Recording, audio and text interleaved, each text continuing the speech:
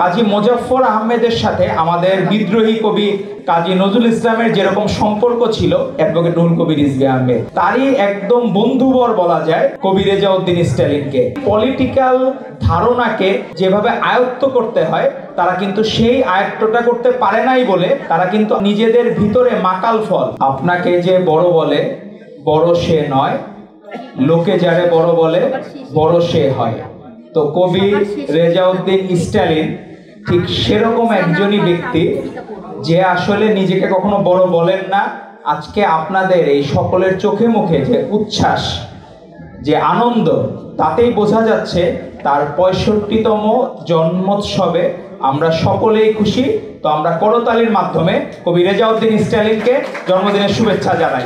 আর আমরা ছোট করে, সবাই তো আসলে অনেকক্ষণ বক্তব্য করলে তখন খেই হারায় ফেলে, তো আমরা আগে মুজাফফর আহমেদের আমরা যে গল্প পড়েছি কাজী নজরুল ইসলামের সাথে, উনি যুগ্ম সম্পাদক মানে যৌথ প্রযোজনায় নবযুগ নামে একটি তারা মানে সংবাদের আয়োজনের পাঠ করেছিলেন, যেটি শেরে বাংলা একে ফজলুল হক পেট্রোনাইজ করেছিলেন।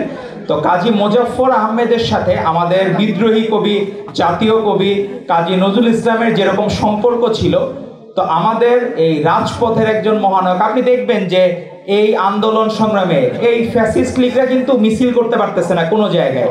কারণ কি, পলিটিক্যাল ধারণাকে, চেতনাকে যেভাবে আয়ত্ত করতে হয় তারা কিন্তু সেই আয়ত্তটা করতে পারে নাই বলে তারা কিন্তু আজও পর্যন্ত, কারণ নিজেদের ভিতরে মাকাল ফল।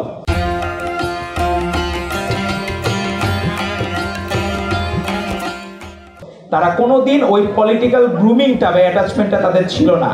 তো আমাদের বিএনপির সিনিয়র যুগ্ম মহাসচিব অ্যাডভোকেট রুহুল কবির রিজভী আহমেদ, যখন আমরা দেখতাম যে ভারপ্রাপ্ত চেয়ারম্যান জনাব তারেক রহমান তাকে নির্দেশ দিতেন, বাকিরা বলতো যে হ্যাঁ, সেফ সাইডে থেকে কিভাবে রাজনীতি করা যায় এরকম কখনোই চিন্তা করেন নাই বিএনপির সিনিয়র যুগ্ম মহাসচিব অ্যাডভোকেট রুহুল কবির রিজভী আহমেদ। তারই একদম বন্ধুবর বলা যায় কবি রেজাউদ্দিন স্ট্যালিনকে। আমরা সেই আন্দোলনের দিনগুলোতে, সে সময় আমরা কোনো জায়গায় দেখা গেল কেউ আমাদেরকে আশ্রয় দিয়েছে, সেই জায়গায় হাজির হয়ে যেতেন কবি রেজাউদ্দিন স্ট্যালিন, আমাদেরকে বিভিন্নভাবে উদ্বুদ্ধ করতেন। শুধুমাত্র কবিতা দিয়ে না, সাহচর্য দিয়েও এবং ভালো সময় দিয়েও কিভাবে আমাদেরকে উদ্বুদ্ধ করা যায়। উনি বলতেন যে আওয়াল তোমরা প্রোগ্রাম করো এই জায়গায় ইয়েতে, খালি গুরুর দিকে খেয়াল রেখো। উনি গুরু বলেন রিজভী আহমেদকে। তো আমার মনে হয় মোজাফফর আহমেদের সাথে বিদ্রোহী কবি কাজী নজরুল ইসলামের যে সম্পর্ক ছিল, তো ঠিক সেরকম একটি সম্পর্ক এ যুগে মোজাফফর আহমেদ বলা যায় রুহুল কবির রিজভী আহমেদকে, আর রেজাউদ্দিন স্ট্যালিনকে বলা যায় বিদ্রোহী কবি কাজী নজরুল ইসলামের ভূমিকায়। কারণ তাদের যে বন্ডিংস, এই বন্ডিংসের সাথে অন্য কোনো কিছুর তুলনা হয় না। রাজনীতির পার্থক্য হবে, যুগে যুগে পার্থক্য হবে, কিন্তু সম্পর্কের গভীরতা, কেউ রাজনীতি করবে, কেউ কাব্য চর্চা দিয়ে এই দেশকে উপহার দিবে। আজকে কবি রেজাউদ্দিন স্ট্যালিনের নাম সারা বাংলাদেশে এক নামে পরিচিত।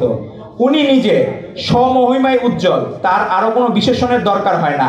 এবং আমাদের যতটুকু আমরা শুনেছি, স্ট্যালিন ভাইয়ের মা, উনি রত্নগর্ভা, ওই মাও কিন্তু পরিচয় দিতে স্বাচ্ছন্দ্য বোধ করতেন যে আমি কবি রেজাউদ্দিন স্ট্যালিনের মা, অন্য কোনো পরিচয় না। এটি অত্যন্ত গর্বের এবং আনন্দের এরকম একজন রত্নগর্ভা মা পাওয়া। এবং স্ট্যালিন ভাই তার কাব্য চর্চা দিয়ে আমরা আশা করব গত 17 বছর ফ্যাসিস্টের আমলে যে কবিতা পড়িয়েছে, আপনি চিন্তা করেন, অসমাপ্ত আত্মজীবনী।